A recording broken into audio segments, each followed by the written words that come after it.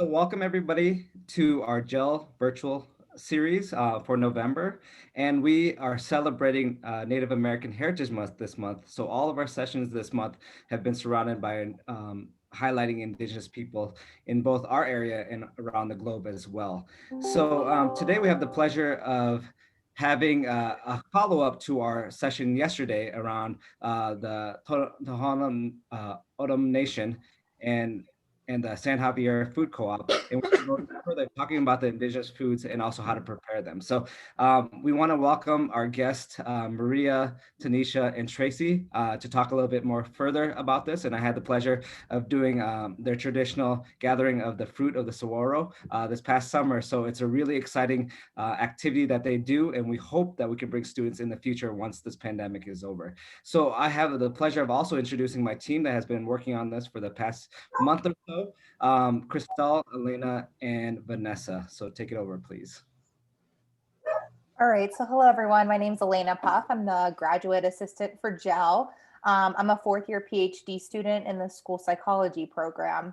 I just wanted to go over and highlight some Zoom etiquette for today. So obviously we encourage you to make your screen full screen so you can really fully engage in the content that we've created for you today. I also wanted to just remind you that if you click on, since we're doing screen sharing, if you click on the three dots, you can pin videos. So we highly recommend you doing that so that you can pin who's ever speaking as we move throughout this process. And then finally, at the bottom of your screen, you'll find a Q&A box. So we'll spend the first part of the presentation allowing our guests to kind of cover the slides, but then we highly encourage that as questions come up or if you have a thought, please drop that in the Q&A, and then we'll leave time at the towards the end of the webinar to address those questions. Thanks for being here. Hi everyone, my name is Cristal. My pronouns are she, her, hers, and ella. I am currently a doctoral student in the educational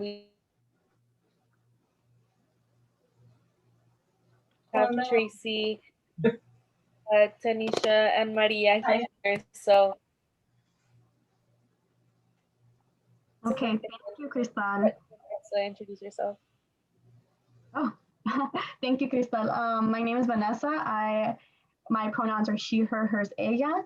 I'm a senior here at the U of A studying political science and public management and policy. I'm also a GEL student intern. I've been an intern since the summer and I have enjoyed every single bit of it. So next, we're going to do a land acknowledgement. So the University of Arizona sits on the original homelands of Indigenous peoples who have stewarded this land since time immemorial, aligning with the university's core value of a diverse and inclusive community. It is an institutional responsibility to recognize and acknowledge the people, culture, and history that make up the Wildcat community. At the institutional level, it is important to be proactive and broadening awareness throughout campus to ensure our students feel represented and valued. And next, we'll follow up with the speakers.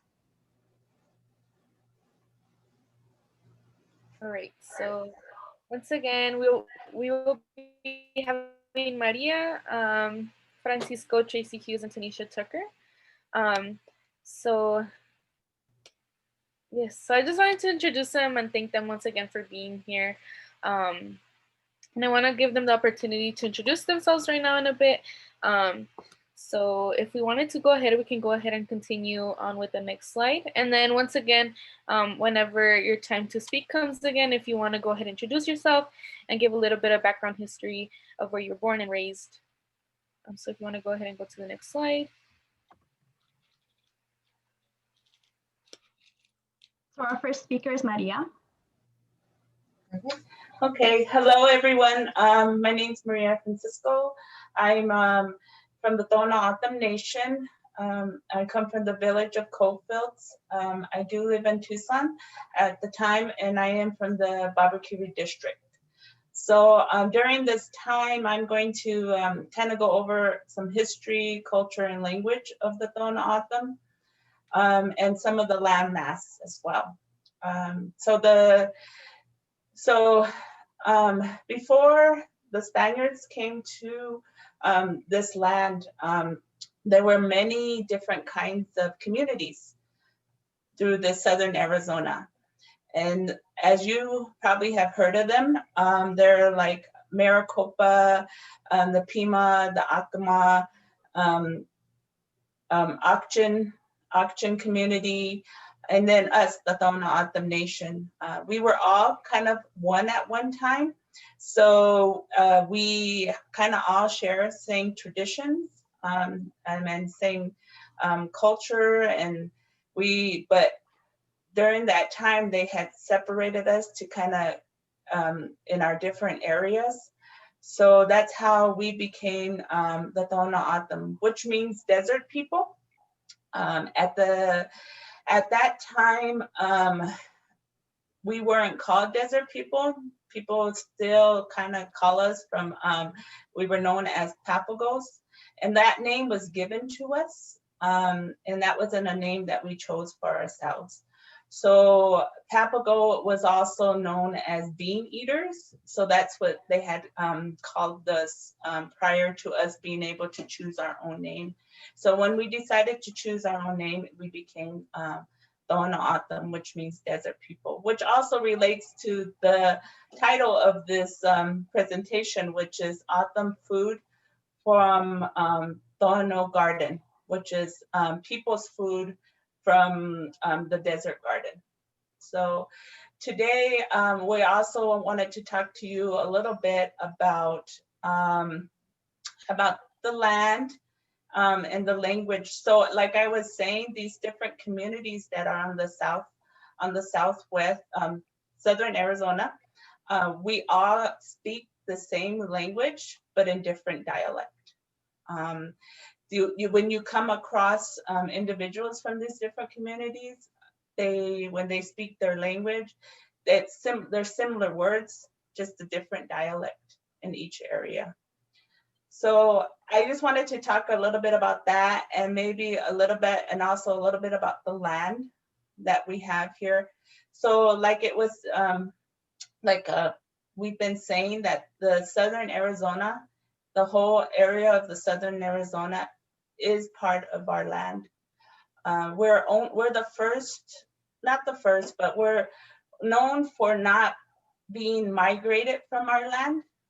We're a tribe that has never been migrated from our land, told to leave this area or go to another state. We've always been in this area, but our land has just been sold off and been decreased. So as you know, we live in Tucson, and the proper way of actually saying Tucson is Tucson. Tucson is the actual name of Tucson. And there's a lot of different language within the Tucson area that you probably come across and not realize that this is part of our area and in different places. So the main part of the nation is about 2.7 million acres, which is about the size of Connecticut.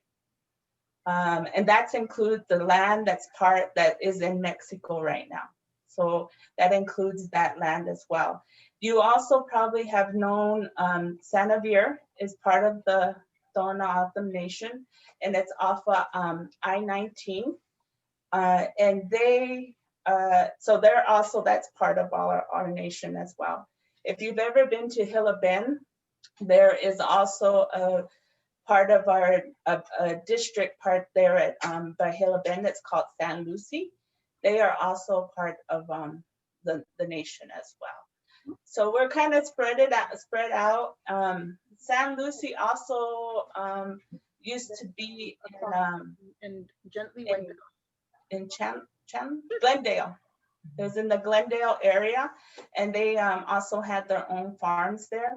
But they, due to not having enough water and the water being taken from them, they were placed by Hilla Bend. So just to kind of go over the land, like I was saying, in 1853 was when they divided the US from Mexico. And that's when there was that land that was, that line that was drawn across to divide those two areas, which also left some of our land in Mexico. Right now we have 11 districts in with our nation, and we have 9 communities that reside in Mexico that are tribal, that are Tohono O'odham communities. So I just wanted to kind of go over those different areas. I don't know, Tanisha, is there anything that you would like to include? And that our language, you know, is very, our language is, we are trying to do so much to bring the language back. And you probably have seen on Facebook all these different things about different community members trying to promote language. And that is something that we, growing up, I think Tanisha and I have, we're not fluent, but you know, we've heard the language, and that's what they say. Once you hear the language when you're young, you, as long as you hear it, it's easier for you to learn when you become an adult because you have heard it through your childhood. So I think it's just making the effort to actually learn and to speak it that a lot of people need to do. And I think throughout the nation, I think a lot of the families nowadays are trying to promote that. And they're trying to get that out there. I think that's it for right now for the history, the culture, and language. At this time, we'll probably, we're gonna show a video of our harvest. My Aunt Stella is which is Tanisha's mom. We're really big on the Bai Dutch harvest, and we really promote desert foods, and we like to eat them as well as liking to share those adventures with other people as well. So right now we're going to show a video on our harvest. That's amazing, Maria. I learned so much within the span of these couple last minutes. So now we're going to do the transition into Tracy. So actually, before, oh no, yeah. Oh no, you're fine. No. So once again, thank you, Maria, for sharing. I did want to go ahead and mention your bio a little bit. I know you mentioned a little bit of your background, but I wanted to go ahead and let y'all know that Maria Francisco is a member of the Tohono O'odham Nation. If I do not pronounce this correctly, but Babo Quavri. Baba Kibri. Baba Kibri. Baba Kibri. Thank you so much. Thank you so much, district. And is also a 2009 graduate from the University of Arizona. So also Wildcat. Yes. Bear down.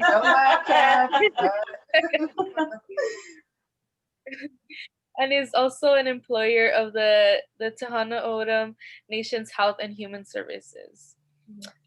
So she is a harvester, and has been going out to the camp since she was a child. So she does have a lot of experience in this.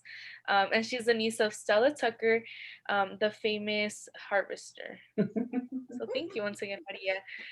I just wanted to go ahead and mention that, and thank you once again. So Vanessa, if you wanted to go ahead and go to the next slide.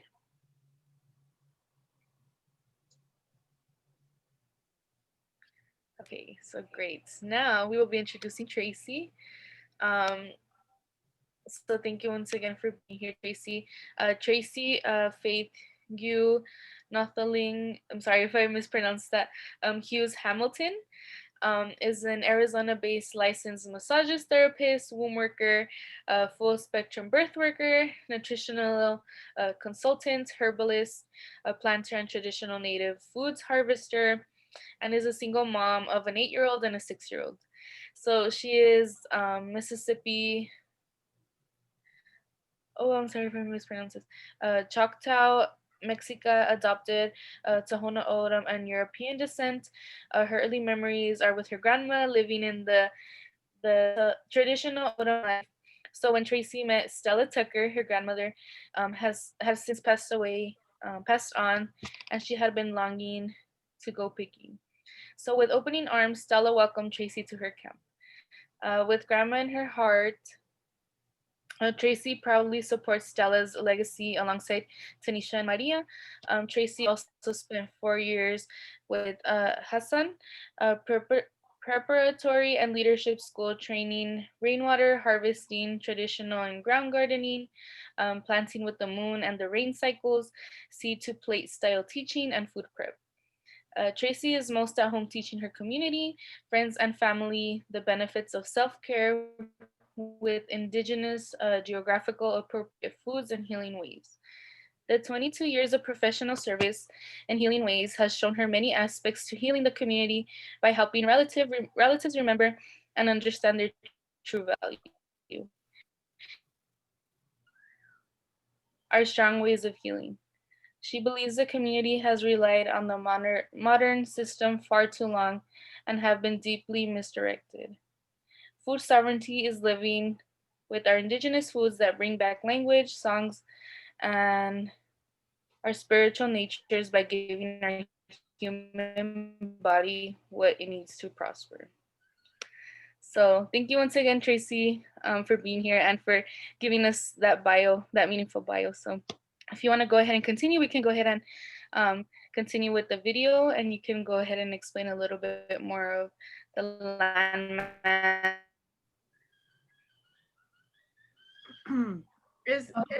Is she, am I the only one noticing that she's cutting out a little bit?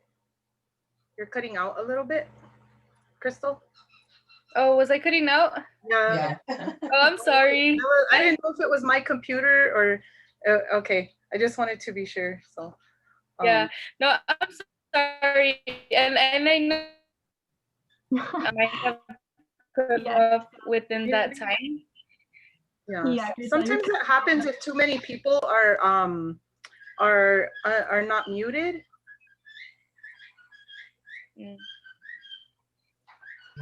Yeah, so I'll go ahead and stop sharing my video, but I wanted to mention that I just shared Tracy's bio. So Tracy, if you want to go ahead and add anything I missed, I apologize, my connection is not the best right now, but yeah, I did go ahead and mention Tracy's bio. So Tracy, if you do want to add anything onto that, please go ahead and do so, in case I cut out. She moved. She shouldn't have moved.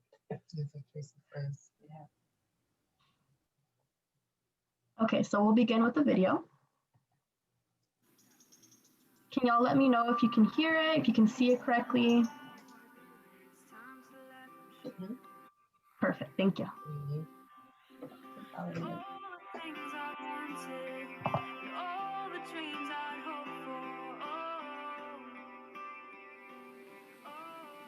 This is paradise. This is a beautiful place. And with the high temperatures, you know, people get real frustrated with that, but embrace the heat because the saguaro doesn't prosper without the high heat. The saguaro shows us about our own resilience. It shows us how we can survive. Okay. All right, so should we go through that and that, or do you wherever you guys say, I think. The Baitach needs very hot sun. So if the weather is not that hot, that doesn't help with the process of ripening.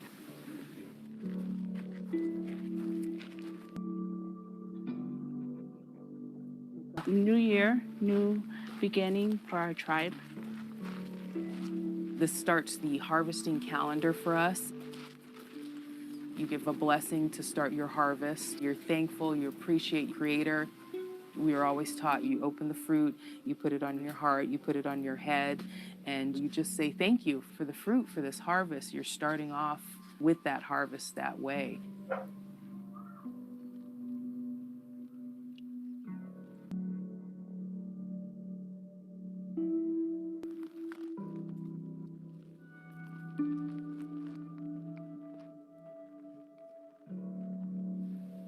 I've been coming out here since I was about 7 years old.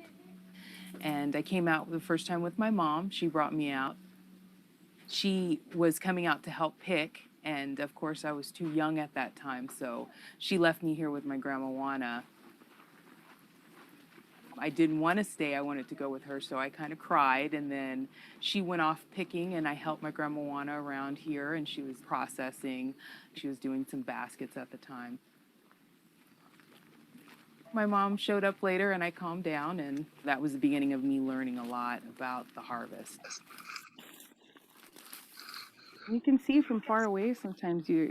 Once your eyes are real accustomed to knowing how the crown looks, you can tell which ones are open. You can tell which ones are not open yet. Wow, that one has a lot. It's not about taking a lot or trying to pick every saguaro. There are some saguaros that we never get to pick, and that's totally fine. We just take as much as needed and try and give back as much as we can to them.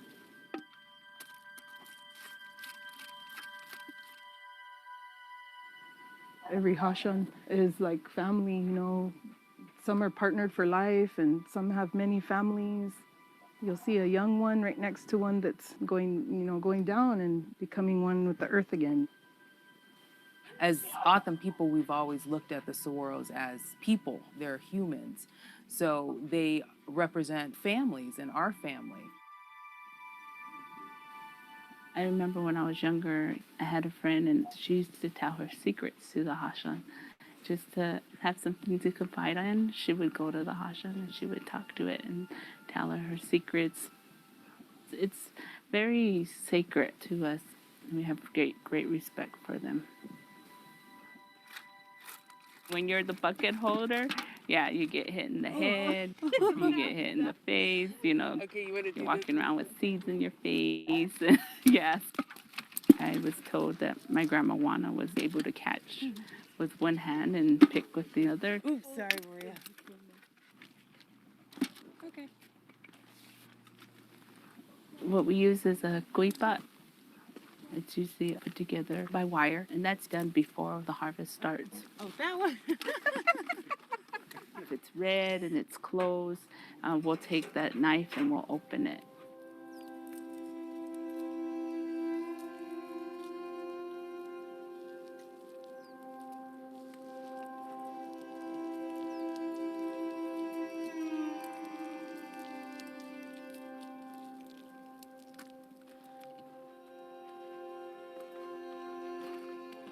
You leave the pods face up, so they're asking Creator to bring rain.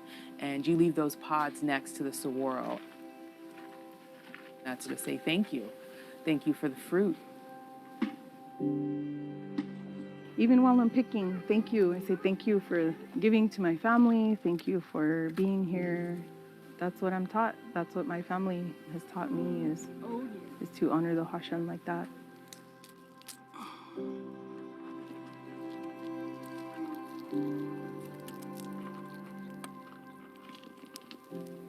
Last year was the first year I was out here without my mom. I was a little scared, a little nervous, but once I got here, I realized, no, we've been doing this for so long. The family was here. I just had a lot of support and a lot of help, and I felt very sturdy. I felt very strong and grounded. 2 saguaros and we got almost half a bucket. She loved being out here. People looked up to her and they sought after her knowledge. So just being her daughter, I appreciated that. They probably wonder, why is Mom doing this, out there in the heat all the time for 3 weeks? But it plays a big role in our lives because this is our home. We were raised here. I called her Mom. In O'odham, it's Ju'a. And when she was really being fussy, I call her Stella. She didn't like that, though. We have a gentleman who rode by on a motorcycle, and you'd hear him. He'd say, Stella! He'd drive by. And his name was Bobby Jack. She'd go, Bobby Jack! And then he's driving by. So yes, everybody said that name. My Aunt Stella and I were out, and I just remember her and I were harvesting this hashan, and we're there, and all of a sudden she says, "Run!" And I said, "What?" She saw the bees, and all these bees came out of this tree, and we were running and running, and we ran as far as we could. But you know, it was scary at the time. It was funny afterwards. They didn't chase us, but yeah. I feel her all the time, and I know she's around, and I know she's watching us. You know, she told us, "I want you and Tanisha to continue to do this." As she got older and she wasn't well, she said it more. And I always tell Tanisha, if we're not out here, I'm scared because she'll probably come and, and hunt us down and say, you know, "Remember what I told you? You need to be out there." Having the fresh fruit when you're out there, you know, it's seasonal. You don't get that throughout the year. And just to open that first fruit and taste it, still tastes the same, all the juice, you know, the seeds. Yeah, so I think that's my favorite part. We make syrup and jam for our families. That should be enough water. Yeah, it should be good. I love the color. The baita has such a beautiful color. When it's cooking, I love the smell. Sometimes when you look at it, you can see that purplish, and then sometimes you see that dark, real red. It's very beautiful. You can put it on pancakes, ice cream. I've seen it on goat cheese. It's got a very smoky flavor to it, and that's from the mesquite that we cook it over. This is something that we've been doing hundreds and hundreds of years. And just like a language, it dies when you don't speak it. This is the same thing. This is a tradition. And if it's not being taught or it's not being done, it also can die. Just as my mom taught us, because she was going to get old one day and she wasn't going to be able to harvest. She wanted us to know so we could continue and also pick for her and continue to cook the syrup. You know, one day we'll be elders and we won't be able to pick. And there'll be the young ones here to pick for us.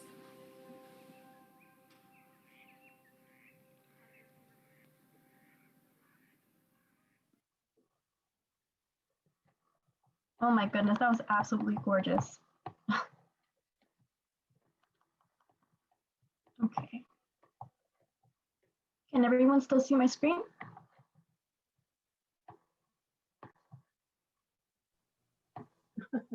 Yes. Yes. Okay, Tracy, you can start with your discussion.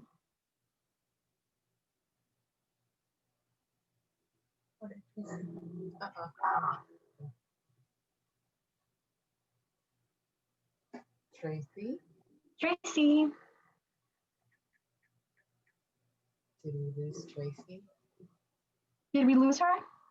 I don't know. I saw her on there.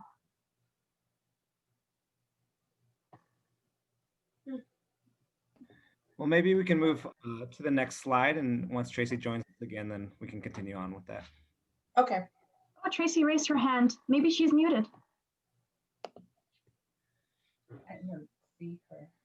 She did disappear.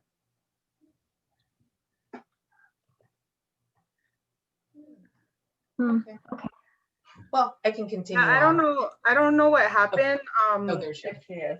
When it stalled out earlier, I got disconnected. I had to jump back on, but No. my daughter keeps bumping my arm, so I'm trying to do this. So is it okay if I go ahead and talk now, or? Yes, of course. Yeah? Okay. The floor is yours. So so when I was preparing for this, I really had a lot. My mind wanders very fast about traditional foods and different things, and you know, just reflecting on this video, it brought up a lot for me because you know, my family says things like I know more O'odham than them because I only spoke O'odham when I was little to my grandma. I don't remember those days, you know. I remember her hands. I remember seeing the sunlight reflecting off the dirt floors. I remember always seeing the jars of sitor, the syrup, you know. And so those memories really have stuck with me. And so, you know, like I say in my bio, you know, that I was really longing for that, those memories. And so, you know, really connecting with the land, and seeking out those things. And I wasn't doing it for nutritional value. I wasn't doing it for to lower my blood sugar, you know, or to heal anything. I just was doing it because I missed it. You know, I really craved it. And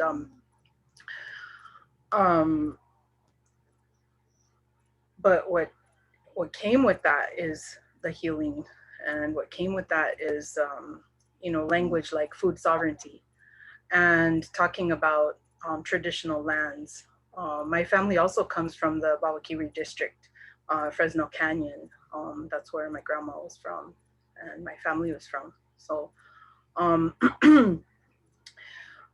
when you know, when we talk about, like, you know, the traditional foods and the harvest, the picking season, you know, that's one thing that is really prominent and still has stayed very prominent.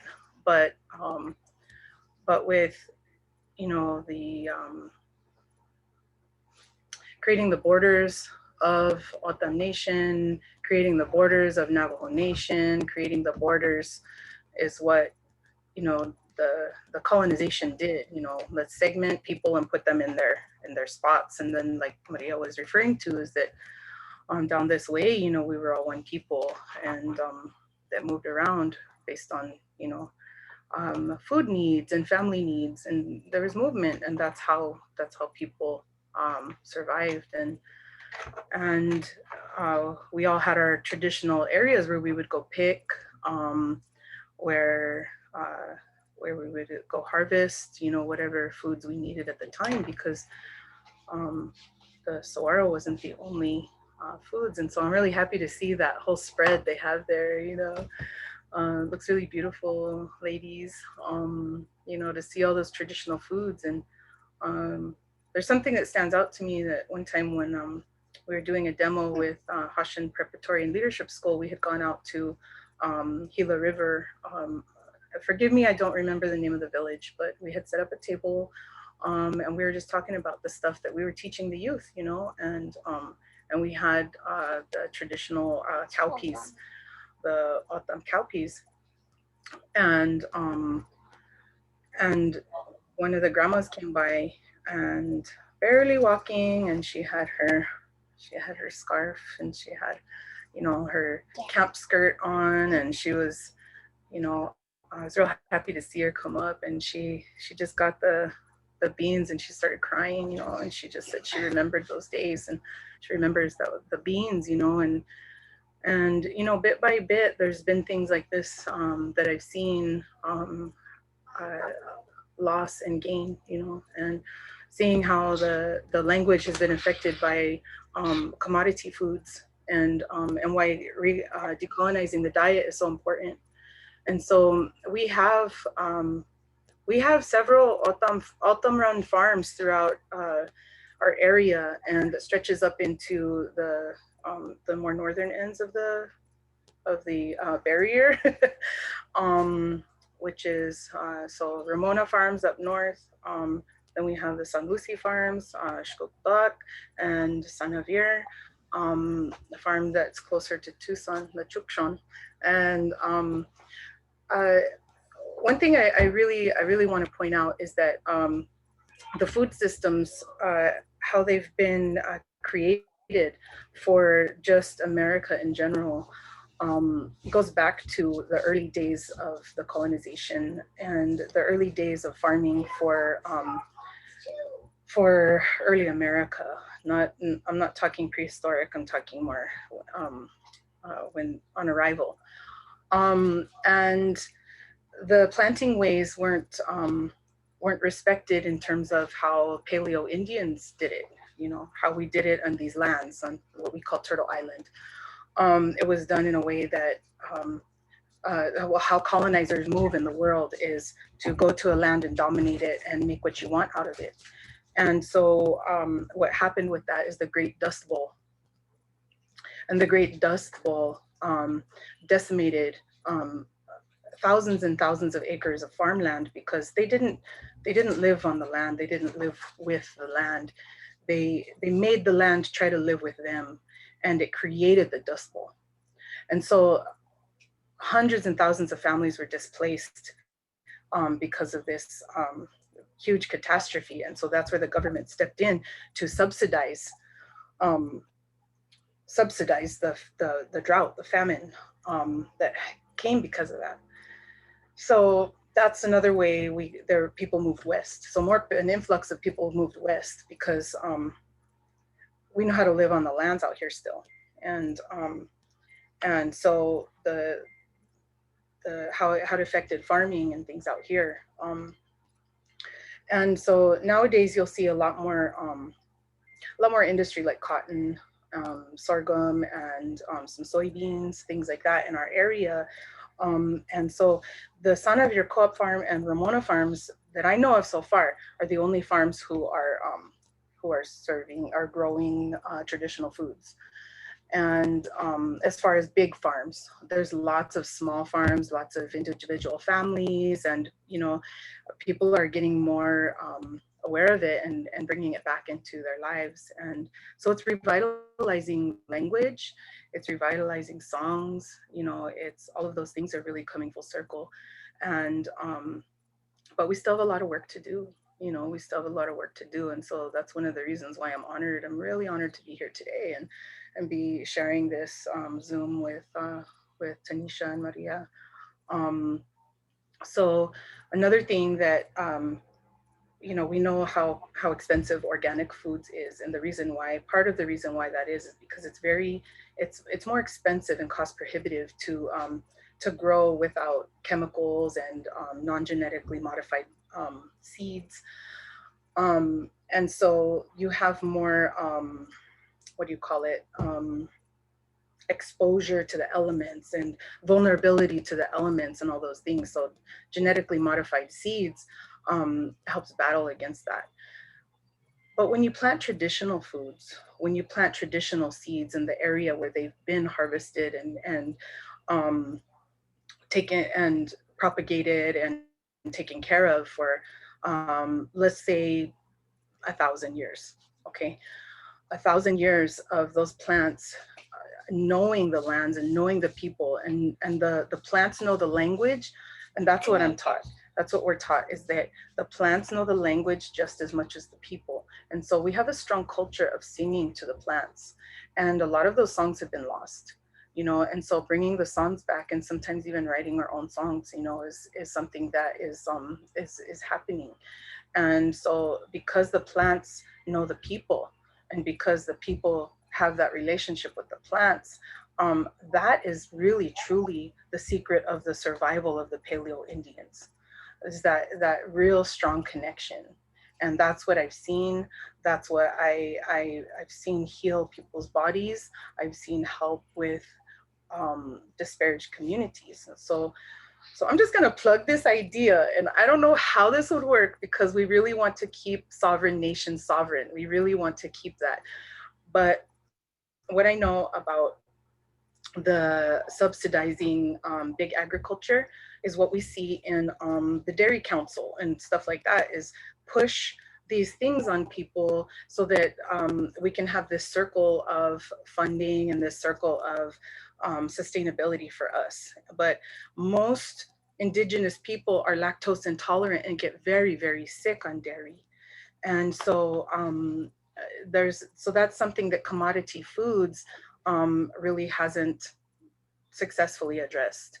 So commodity foods keeps bringing in food to people that is kind of keeping the unsustainable cycle happening and the sickness cycle happening. And so when something is subsidized by the government, they have freedom to be able to do what they need to do to get things done, to plant, to grow.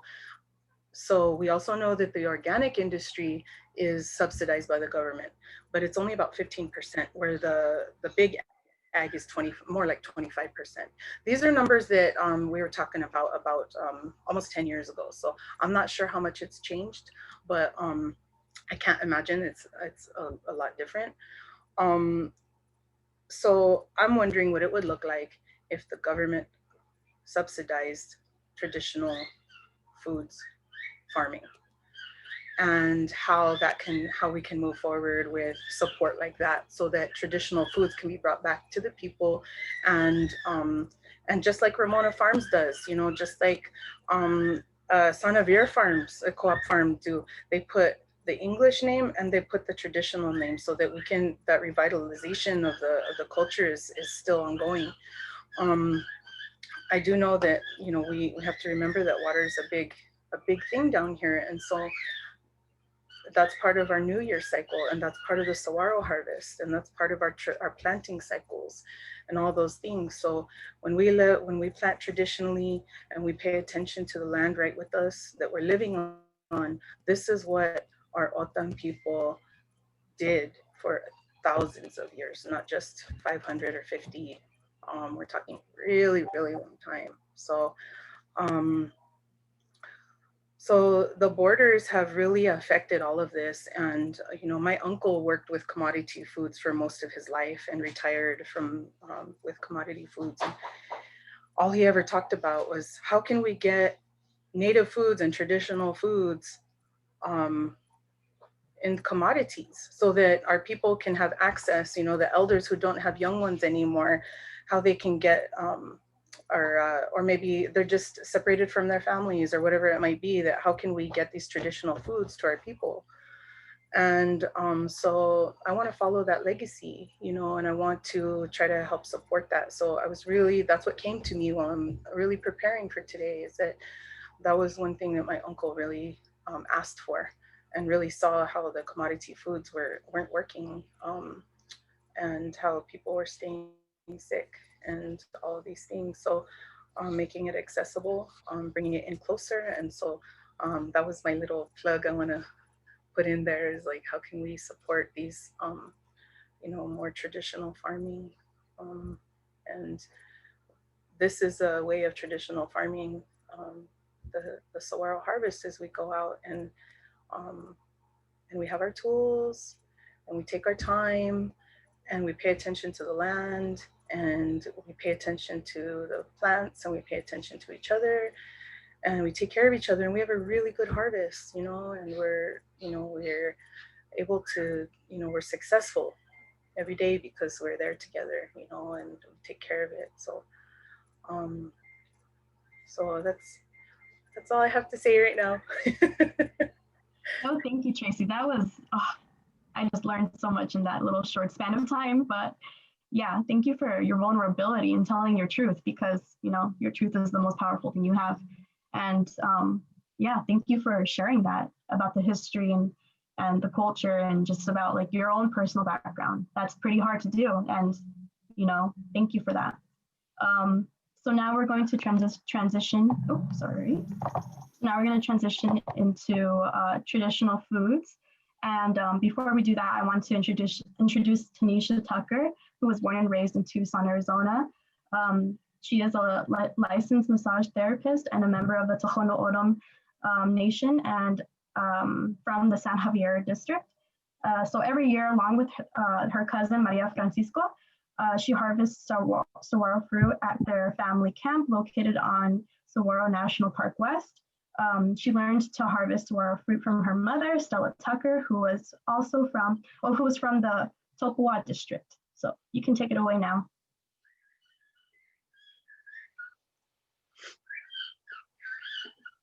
I have to unmute us. Hello, and thank you guys all for being here. And thanks, Tracy. That was wonderful talk. She touched on a lot of very good points here in relation to all of our tribal foods. But as she was saying, with the saguaro harvest, through the harvesting calendar, this is how we used to mark our new year, is by starting the saguaro harvest. When those flowers started to first come out, we knew it was time to get out there and to start picking. And as I was said in my bio, I've been harvesting with my mom for many years. You know, she's taken me out there long when I was a baby, and I just remember from the age of 7 going out there when I was old enough to be out there. And she taught us all, you know, how to harvest. And along with the her camp, there were lots of different elders that were out there with their separate camps from different villages, you know, different families. And a lot of these elders, you know, they had lots of history, lots of stories, and lots of songs. So being out there and growing up, I remember hearing a lot of these songs, you know, and this is how we started the saguaro harvest. The songs would come about for the saguaro. The songs would be there for, you know, when you're picking, for even at the end of the harvest, which brought on the rains. And that is the most important part of the year, because that starts all the harvesting for all the rest of the plants. The rain, as you know, here in the desert is vital. It's very important for us to continue surviving.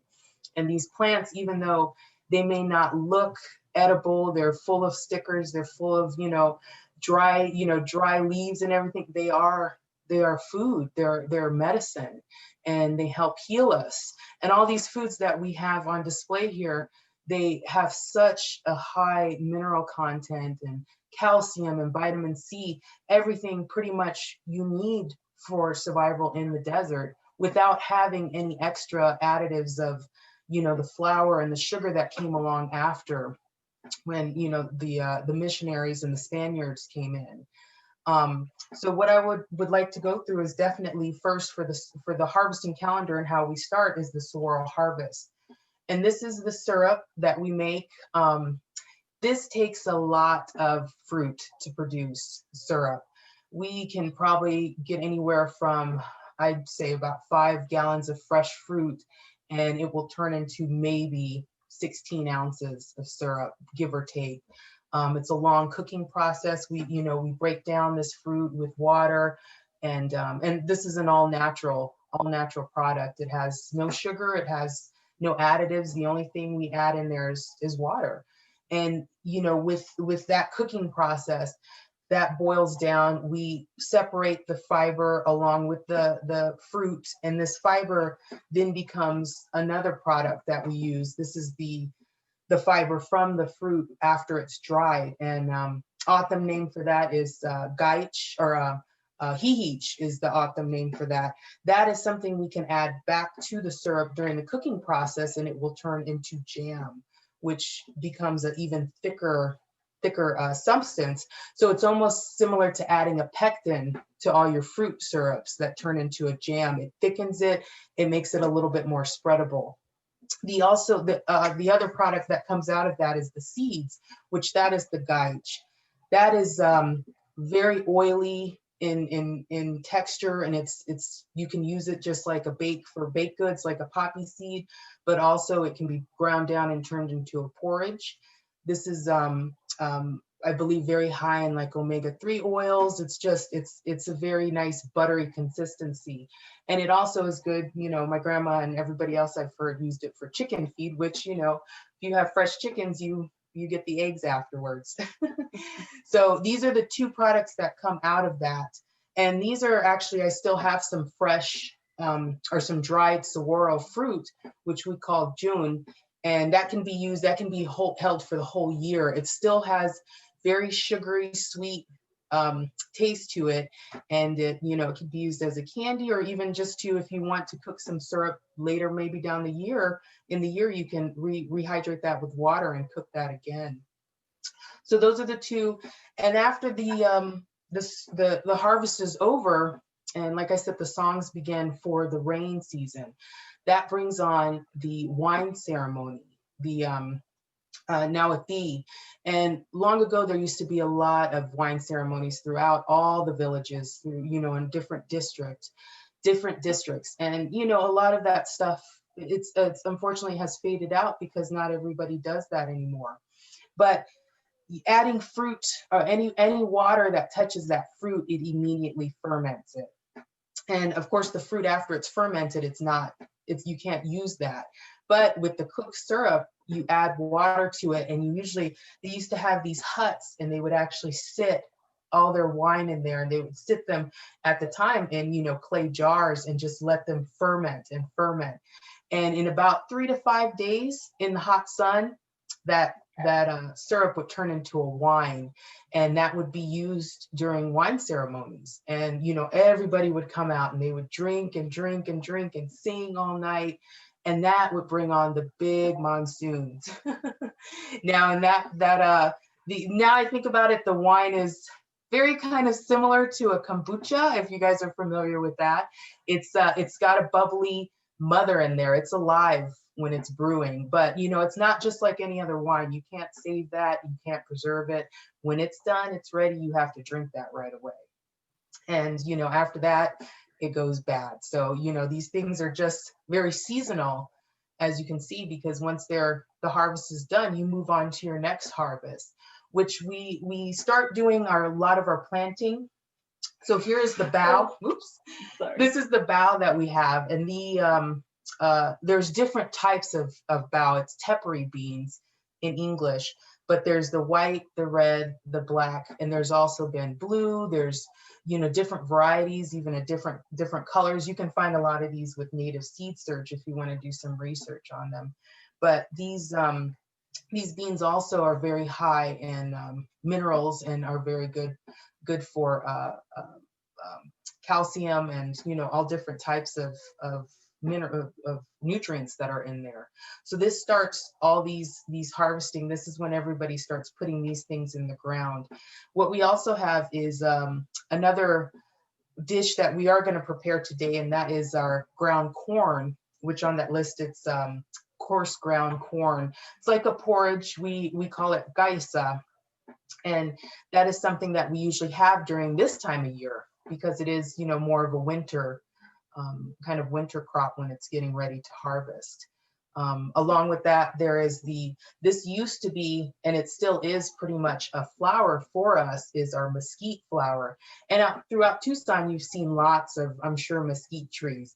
There's two different types though. The real tiny, thin, skinny beans are the ones that we pick. The other ones are kind of more of a Brazilian variety, and they have a tendency to be a little bit more bitter with the seeds, so you can't use those for flour. But this one, if you're ever out and they're dry, you can pick them off the tree and eat them. This is a very sweet flower. It's almost kind of reminds me of like a graham cracker because of the sweetness of it. And this was our flour. You can use this to make cakes. You know, you can use them in combination with seeds to bake goods. People have made pancakes out of them. I mean, it's a very versatile flour, and very hearty, very weedy, and it's got it's got good flavor to it. So that's another one of the desert foods that I have listed on there. And I didn't have this one listed, but I was actually able to find this one through Tracy's garden down the street from her house. These are itoy onions. And these are not indigenous to us, but they were brought in about maybe the 17th century from the missionaries. And these onions are very good for growing here in the desert. They're drought tolerant. They grow in dry climates. And, you know, they grow during different parts of the year. They love summer and winter rains. And they're very kind of peppery and a little spicy. These are a little bit smaller. They're usually a little bit bigger, the bulb itself. But as you can see, they have a really pretty purple color. And these are also good to use during the year. And then of course we have our squashes that we've picked up. These squashes, they grow in the area. They come from, you know, Mexico, from all over. And, you know, these are another food that we use while we're preparing to go with some of our other dishes that we have. Another thing that I love to show is because everything needs chili. We love chili, but these are our kind of different varieties of chilies that are here, and these are pronounced coco in autumn, but there's lots of, you know, the tapines, which are, you know, grown all out through the city, through this area, jalapenos, your serranos, and then your dried chilies, which are used too to make chili paste, and, you know, which we used to have a lot of, we do a lot of dishes with that. Long ago, before we had any cattle here, which they didn't show up until about, the late 1600s, 1700s. The produce, or the protein that we mainly consumed, was deer meat and rabbits, and even actually pack rats, believe it or not. But you think of them, they're these fat little rats that run out in the desert, but these animals eat pretty much organically, and they eat a lot of the mesquite pods. So with that, the meat is very sweet. I personally haven't had any. Have you had any pack rat? No, I haven't. Yeah, so my grandma used to say that the meat was really sweet. She'd actually say, "Sure, sweet." So that, it was one of our the proteins that we did have. And a lot of this food, like I said, the cycles need each other. We understand the value of having them all in combination, because this is the way they plant, and this is the way we harvest these. And by the end of the summer, or actually by the end of the winter, starts the spring. And this is another food that we also harvest during springtime, which is the cholla buds. And you've seen these, I'm sure, through town. Very spiny. They're really hard to get off of you if you ever get one of those stuck to you. But they produce these beautiful flowers. They're vibrant colors of yellow and magenta and orange. And what we do is we pick these right before they start to bloom. And usually you'll find a lot of chollas in one area because they kind of spread out that way. And we pick these and we process these through putting them on a screen, and that's what gets all of the thorns off. And after we've removed all the thorns, we let these dry. And there's a quick blanching process that happens with these, and then we let them dry again, and then they turn into the little buds, which are shrank in size, but these can be held for long periods of time. And they have a lot of calcium in them, as well as vitamin C. They have like this very tangy taste to them. And you can do all kinds of stuff with them. Me personally, I have pickled mine. I love pickling them, but you can also put them in salads. People use them with stir fry. They're just a very good desert food also to have. So yeah, so these are a lot of the foods that we have in the area. And there's also a lot more. There's so many different things within the desert that you can eat. As you can see on that planting calendar, there's even devil's claw, which is another thing you see out in the desert, and that is edible, as well as all the different vegetables that, weren't native here, but they also, we found that they grow very well. So a lot of those things get planted with like the sunflower seeds, chia seeds, even your greens. There's also some wild rhubarb that grows here in the washes during a certain part of the year, but they're all very, very nutritious and very good foods for you. And yes, I think that's it. So yeah. I just wanted to mention, I don't have any here, and I should have tried to go. I didn't go out and look for some, and I don't know if there's still some. But in the mesquite, on the trees, there's this clear sap that grows on the trees, and it's called ushup. We call it ushup. And all you do is you go and you pick it off, and you can suck on it, and it has a chewy texture to it, and it has a sweet taste to it. And it used to, a lot of our people eat it like it's candy. Mm-hmm. And it does really well for stomach and digestion. It helps a lot with that. So that's something we don't have here, but that's something that as a child, just taking walks in the desert, my grandma would show us, and she'd be like, yeah, you can eat that. You can pull it and you can eat it. And we used to eat it. We would love it. And now every year we try to look for it, and we're happy when we find it. So I just wanted to talk about that. And also one more thing is, while we were all discussing everything, I had some of the corn cooked for us. So the corn, the gaisa is takes about an hour. You add this with some water. I actually used these chilies and made a paste and added the chili paste into the corn as it's cooking. So this is like I said, it's a very traditional food. We usually have this during this year, and sometimes, you know, during other parts of the year. But after an hour, you have what is like a very nice soupy porridge, and you can have it sweet or you can have it savory, and you can add butter to it. You can have it with your choya buds. You can have it with tepary beans prepared. But this is the dish that we were cooking. Yeah, this right there. is, you know, gaitza with chili. And this is something that my family, my mom prepares every year for Thanksgiving when we have our Thanksgiving together. And this is a traditional meal that she prepares. And before it was her, it was my grandma. And so it's something that's been carried on, and this is what we eat. This is part of our sides to our turkey every Thanksgiving. Mm-hmm. Yeah. So, and that concludes our discussion about our indigenous foods. I don't know if you wanted to have Tracy talk about her prickly pear. Oh, and prickly pear. It's a little off season right now for the prickly pear. I couldn't, actually get some fresh ones, but Tracy has some prickly pear syrup that she brought with us last time. Do you still have that, Tracy? I think she does. She's on mute. You're on mute too. Oh, you're not muted. You unmuted and then you muted. We saw you. There you are. Okay. I'm sorry. I have to make a joke all the time. I'm sorry. Okay. I really this year I went ahead and made I found these little cute jars. Aren't they cute? Oh, they're just cute.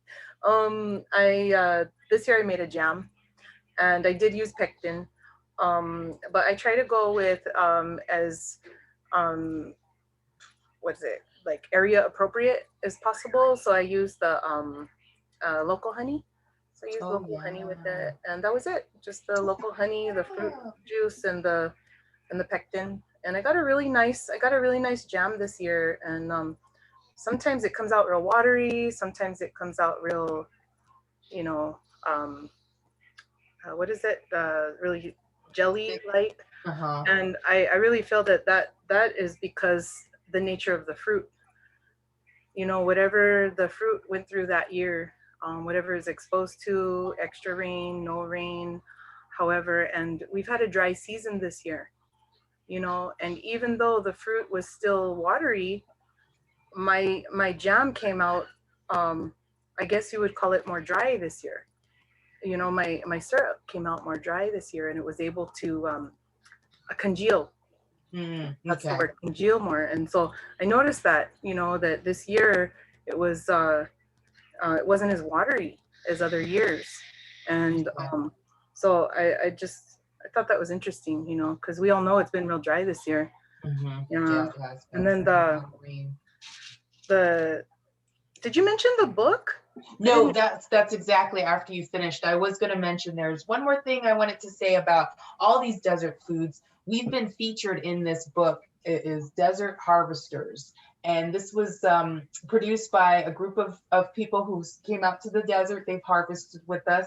They've learned a lot from my mom, from my grandma. Tracy's recipe is featured in there with her acorn flour. And my mom and I are also featured in here as harvesting saguaro. There are also people from the co-op, I believe, about mesquite, and then the owner of Toka, which is Terrell, who is also featured in here with the choya buds. So there's a good section of everything, and as well as lots of recipes. If you ever are interested in cooking with any of this food, there are tons of stuff. There's tons of recipes in here on all these different foods that we have on display, as well as others.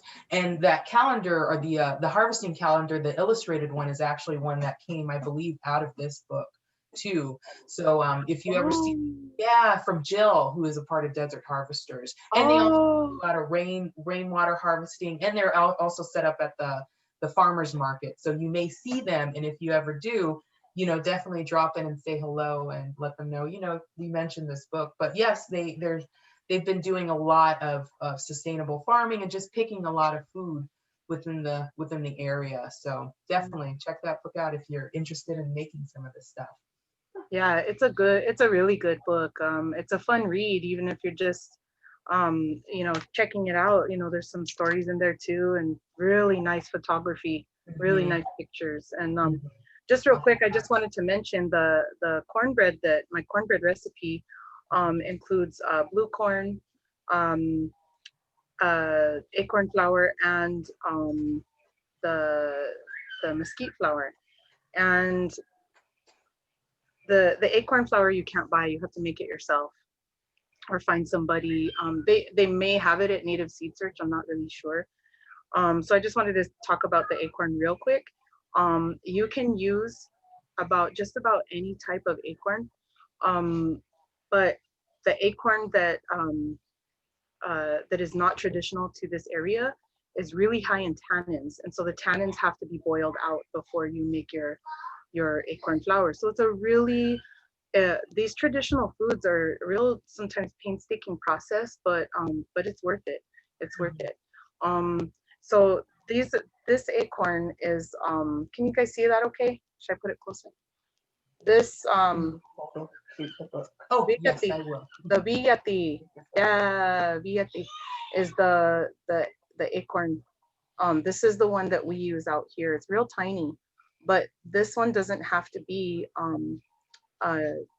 boiled out like the other varieties. So you can eat this right out of the shell. This is something that we've always done growing up. Is just they're sitting on the table just like a you know, a bowl sitting on the table, and you just walk up, you sit at the table, everybody starts eating the acorn, you know. And so these ones, they're from the Mexican, they call it the Mexican live oak. And so you can see when you crack these open, they're really tiny, you know. And so it's like I said, it's a process, but if you want to try my recipe, you got to do it. You got to try that. See what happens. Oh my gosh, you guys are so funny. First, I want to acknowledge the audience. I know that we ran a bit over time, so I want to make sure that you guys received the post-assessment, because completing the post-assessment will count as your attendance for the webinar. So please take out your phones and scan that QR code, or take a picture of that link to the post-assessment, as that will count for your attendance. And then we'll go back and we'll do a quick Q&A too, just a really quick one. But I wanted to I'll go back to this for a couple seconds. I'll let you guys scan that and take a picture of that. Okay. And then I wanted to shout out to the panelists, their contact information. If you guys ever want to reach out to them for their recipes, their knowledge, they have an abundance of knowledge, which is quite, oh my gosh, amazing. So yeah, if you guys want to take a picture of that, you can take a picture of that. I'll go back to this really quick, if anyone didn't get that. Okay, and now Cristal will transition to the Q&A. One quick question before we go any further is, Tanisha, could you repeat the book name and the publisher? A lot of people were asking about it. Yes, it's called Eat Mesquite and More. And I'm not sure if you got, I sent you a photo of it so you could post that too. And I'll put it on here a little bit closer. And it's by Desert Harvesters.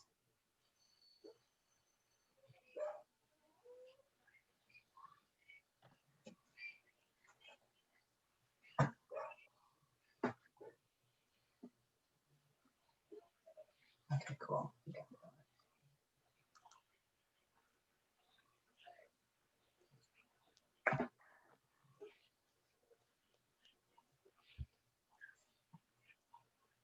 Can't hear him. He's on mute. You're on mute, Dan. So you can see your lips moving. Virtual world. Cristal, would you like to ask a couple of the questions that the audience asked? Yes, thank you. So I wanted to thank you all for once again sharing personal experiences and sharing that book. Hopefully everybody got the name of the book. I sent it out. But a couple of questions that we have include the first one. Do you feel that there is a separation within the culture due to the border? And if so, how? You want to answer that? Maria had Yeah, there's yes, now there is a separation between the culture because of the border. As growing up, my experience with the border was I come from the village of Coalfields, which is very close to the border. And I have family that lived on the other side of the border. And when I was younger, it was so easy just to, we would get in the truck and we go and we drive and we'd be able to cross over with no questions asked. There was just a cattle guard there and we just went over and visited with people. And my great grandma is buried in the cemetery there. We go and we visit. And my mom was actually spent some of her childhood years on the other side in a village called Gugosik. And so it would be so simple as that. Nowadays, it's totally difficult to actually get across.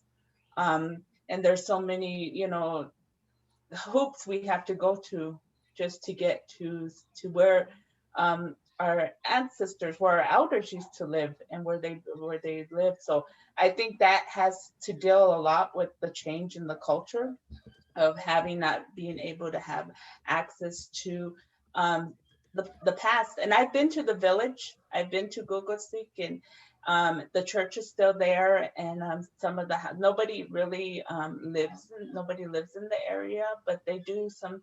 I think they try to have an annual celebration there once a year. But then that too, it's open, but only certain people can come out and be able to be there at the celebration. So I think with the border, it has done a lot with having to just not being able to with the culture, but also with the language. People that lived in that area, those communities, those 9 communities that live in the area, some of them were trilingual. They were able to speak O'odham, Spanish, and English, and that's very rich. That's very rich. And I know my grandfather, he spoke a little Spanish and he spoke O'odham and he spoke English, more O'odham than anything, but there are still people that are able to speak all 3 languages. Yeah. Great, thank you. Mm-hmm. And kind of like to follow up on that question, do any of you follow quote unquote like national laws that the US has had within the separation? Yes, I guess we would, because we are, there is that border crossing that we used to have, but yeah, I believe we do follow a lot of those. But the thing is, we are on tribal land, so there are also tribal laws that kind of, they don't cancel those laws out, but they kind of, they're their own entity there on the reservation, on the nation. Mm-hmm. Yeah, thank you for mentioning that. I think that's important because a lot of us don't really know that there's tribal Can I laws. speak on that? Yeah, go ahead. Go ahead, Tracy. I can't see that you can see me. When I try to click on my screen, it says that I'm disabled. So I don't know if you guys can see you. We can see you. Okay.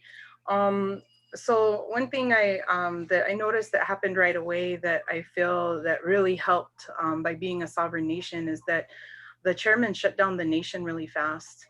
And that has been able to keep our families' numbers low as far as COVID exposure. And so I feel that was something that, we follow the laws, but we also follow our own safety. And I feel like that was very proactive. And and just like any people, we have our issues out there, but that's one thing I saw right away, that that sovereignty, there was no arguing from, there was no arguing from political forums, or there was no argument of policies and things like that. The people just did what was necessary to try to obey the rules as far as like the curfews and the social distancing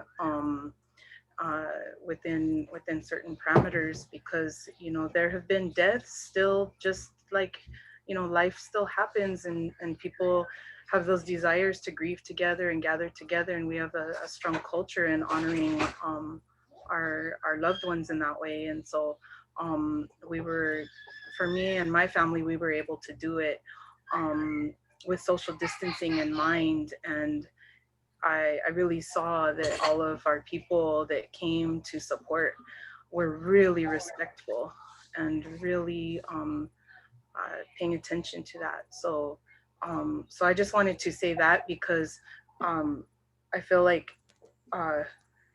not only do the way I say it is, I feel like we follow the rules and we also do it better. Sorry.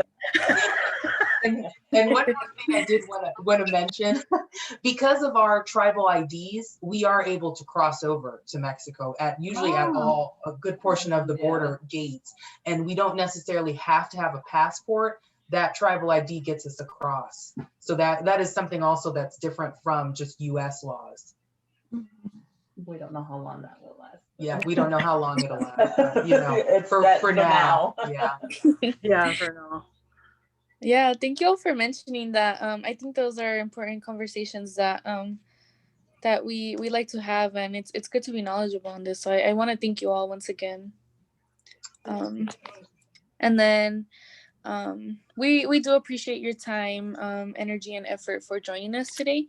So thank you all once again for being here and sharing your knowledge with us.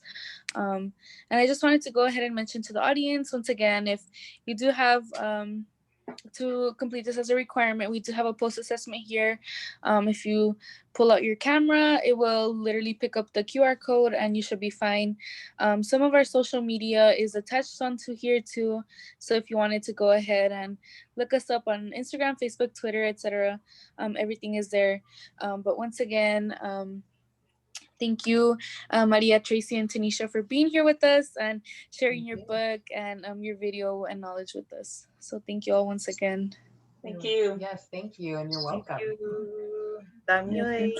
Damyoy. And you have any last words? See you later. Once again, I want to thank you on behalf of GEL, Global Experiential Learning, for joining us, Tanisha, Maria, and Tracy. This was really informative, and hope we can bring you to campus so our students can actually smell and taste the foods that are on the land that they sit on here at the university. Yeah. We'll prepare more than we did this time if we're in actual Hopefully we get out of this pandemic and then we can do so, and you can bring all those foods. So thank you so much. Just a reminder, tomorrow we have another session talking about the indigenous people of Hawaii. So every spring break, we take an alternative spring break program to Hawaii and the students, and hopefully we can redo that again after the pandemic is up. And we can travel again. And we're going to talk a little bit about that, and also the struggles and and different things like colonialism that has happened in Hawaii. So kind of behind the scenes of the Hawaii that you aren't aware of. So we want to kind of share that with you all. So stay tuned for us tomorrow. It's on the advertisements we sent previously, and it's tomorrow at 3:00. But also thank you so much for that, and look forward to some more information sessions just like this. Thank you so much. Thank you, everyone. Have a wonderful Thank you. Bye.